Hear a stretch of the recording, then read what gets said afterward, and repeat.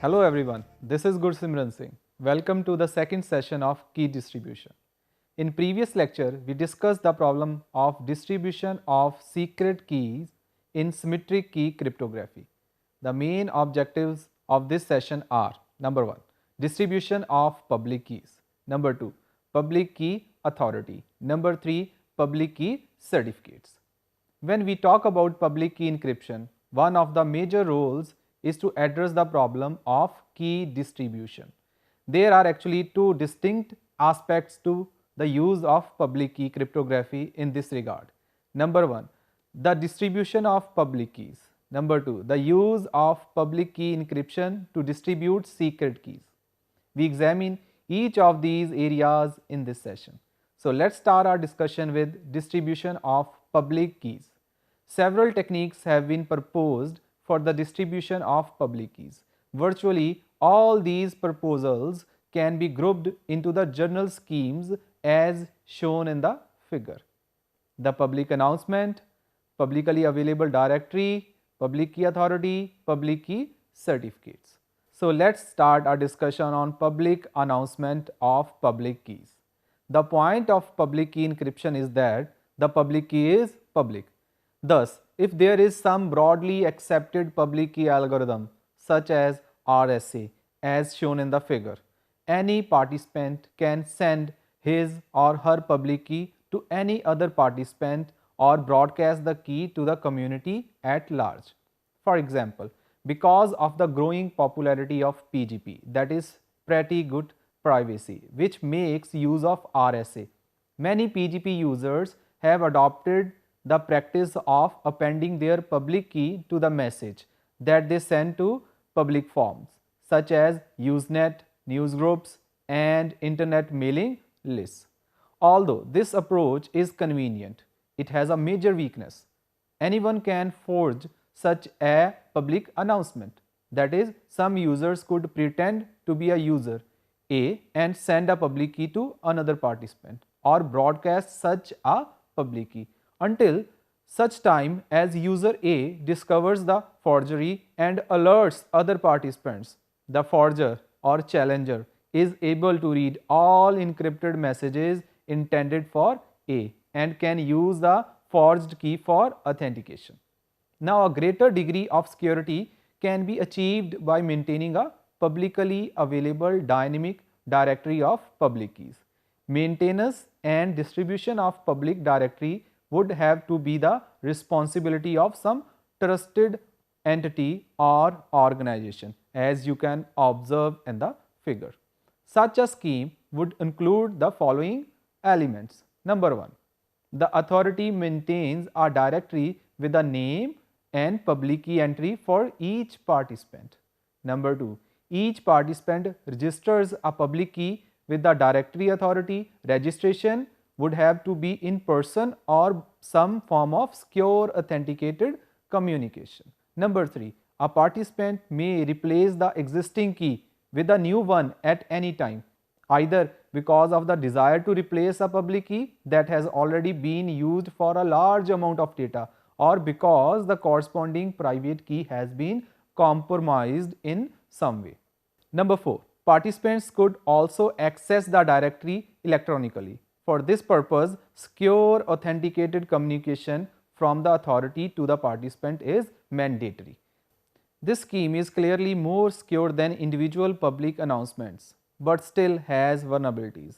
If an challenger succeeds in obtaining or computing the private key of the directory authority, the challenger could authoritatively pass out forged public keys and subsequently impersonate any participants and eavesdrop on message sent to any participant. Another way to achieve the same end is for the adversary to tamper with the records kept by the authority. Stronger security for public key distribution can be achieved by providing tighter control over the distribution of public keys from the directory. A typical scenario is shown in the figure.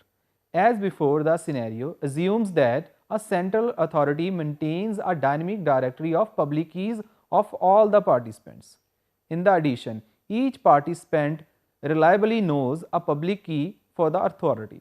with only the authority knowing the corresponding private key. The following steps occurs as shown in the figure. So, in first step, A sends a time-stamped message to the public key authority containing a request for the current public key of B.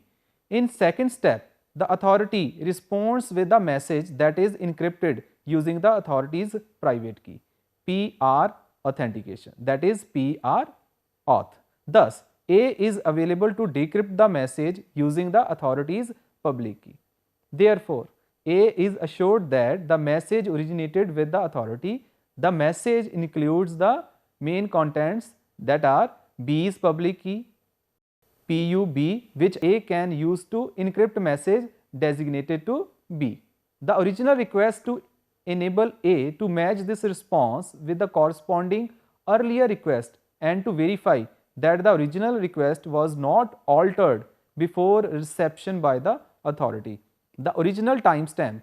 So, A can determine that this is not an old message from the authority containing a key other than B's current public key. In step 3, A stores B's public key and also uses it to encrypt a message to B containing an identifier of A, that is ID A, and a nonce N1, which is used to identify this transaction uniquely. In step 4, B retrieves A's public key from the authority in the same manner as A retrieved B's public key. In step 5, at this point, public keys have been securely delivered to A and B. They may begin their protected exchange. However, two additional steps are desirable. That are, in step 6, B sends a message to A encrypted with PUA, that is the public key of A, and containing A's nonce, that is N1, as well as a new nonce generated by B, that is N2, because only B could have decrypted message. The presence of N1 in message assures A that the correspondent is B. In 7th step, A returns N2 encrypted using B's public key to assure B that its correspondent is A. Thus, a total of 7 messages are required. However, the initial 4 messages need to be used only infrequently because both A and B can save the other's public key for future use. A technique known as caching. Periodically, a user should request fresh copies of the public keys of its correspondent to ensure currency. The scenario discussed before is attractive, yet it has some drawbacks. The public key authority could be somewhat of a bottleneck in the system, for a user must appeal to the authority for a public key for every other user that it wishes to contact. As before, the directory of names and public keys maintained by the authority is vulnerable to tampering. An alternative approach first suggested by Cohenfelder is to use certificates that can be used by participants to exchange keys without containing a public key authority in a way that it is reliable as if the keys were obtained directly from a public key authority. In a sense, a certificate consists of a public key plus an identifier of the key owner, with the whole block signed by a trusted third party. Typically, the third party is the certificate authority, such as a government agency or a financial institute that is trusted by user community. A user can present his or her public key to the authority in a secure manner and obtain a certificate.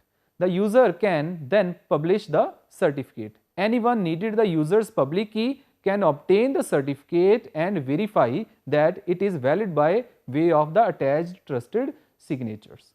A participant can also convey its key information to others by transmitting its certificates. Other participants can verify that the certificates were created by the authority. We can place the following requirements on this scheme. Number 1, any participant can read a certificate to determine the name and public key of the certificate's owner. Number 2, any participant can verify that the certificate originated from the certificate authority and is not counterfeit. Number 3, only the certificate authorities can create and update the certificates. Any participant can verify the currency of the certificate. A certificate scheme is illustrated in the figure as shown on the screen. In this scheme, each participant applies to the certificate authority, supplying a public key and requesting a certificate. Application must be in person or some form of secure authenticated communication. For participant A, the authority provides a certificate of the form as you can observe on the screen, where PR auth, that is PR authentication, is the private key used by the authority and T is a timestamp. A may then pass this certificate on to other participants who reads and verifies the certificates as shown on the screen. The recipient uses the authority's public key PU auth, that is public authentication, to decrypt the certificate, because the certificate is readable only using the authority's public key. This verifies that the certificate came from the certificate authority.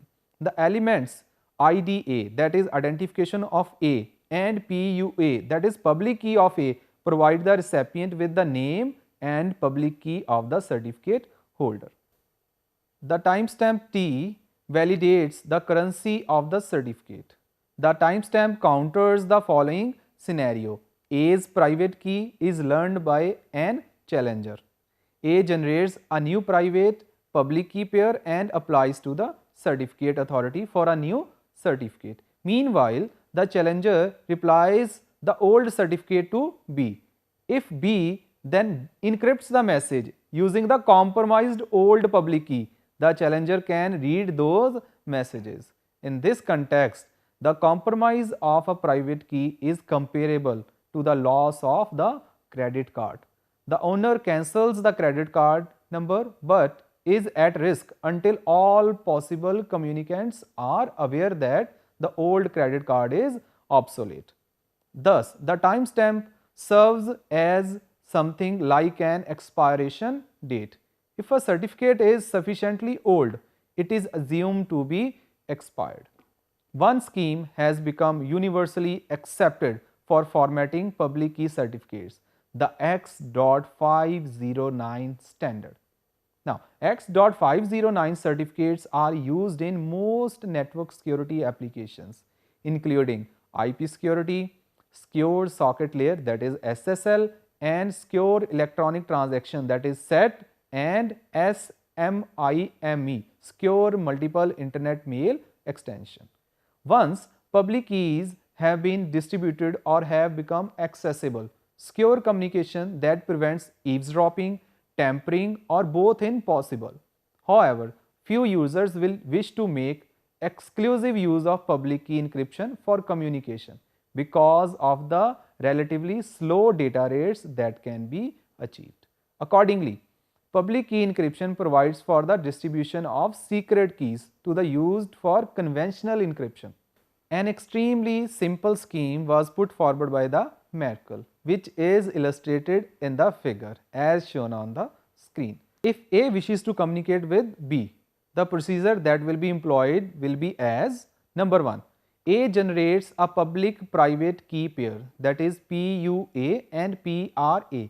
PUA, that is public key of A, and PRA, that is the private key of A, and transmits a message to B consisting of public key of A, that is PUA, and an identifier of A, that is IDA, identification of A. Number 2, B generates a secret key, that is KS, and transmit it to A, encrypted with A's public key. Number 3, A computes D, that is PRA, encryption of public key of A and secure key of B, to recover the secret key. Because only A can decrypt the message, only A and B will know the identity of KS. Number 4, A discards public key of A and private key of A, and B discards public key of A. A and B can now securely communicate using conventional encryption and the session key KS.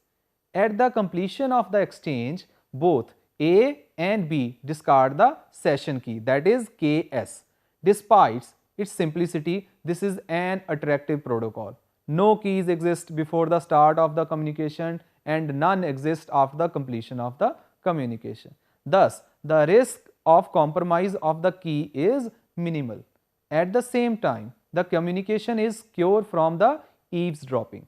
The protocol discussed in the next figure is insecure against a challenger or who can intercept the messages and then either relay the intercept messages or substitute another message. Such an attack is known as man-in-middle attack. In this case, if an challenger E has control of the ongoing communication channel, then E can compromise the communication in the following fashion without being detected as shown in the figure on the screen. At point 1, A generates a public-private key pair, that is PUA, public key of A, and PRA, that is private key of A, and transmits a message intended for B consisting public key of A, that is PUA, and an identifier of A, that is ID A. At point 2, E intercepts the message, creates its own public and private key pair, that is PUE, public key of E, and PRE, private key of E, and transmits it to the B. Now, at point 3, B generates a secret key, that is KS, and transmits to E. At fourth point, E intercepts the message and learns KS by computing the decryption function of PRE, PUE, and KS. Then, at point 5, E transmits encrypted message to A. The result is that both A and B knows KS and are unaware that KS has been also revealed to the E, that is the man in middle of A and B. A and B can now exchange messages using KS. E no longer actively interferes with the communication channel but simply eavesdrops. Knowing KS, E can decrypt all messages and both A and B are unaware of the problem. Thus, this simple protocol is only useful in an environment where the only threat is eavesdropping. A different approach, as shown in the figure on the screen, provides protection against both active and passive attacks. We begin at a point when it is assumed that A and B have exchanged public keys by one of the scheme described earlier in this session. Then the following steps will be occurred. In first step, A uses B's public key to encrypt a message to B containing an identifier of A, that is IDA, identification of A, and a nonce N1, which is used to identify this transaction uniquely.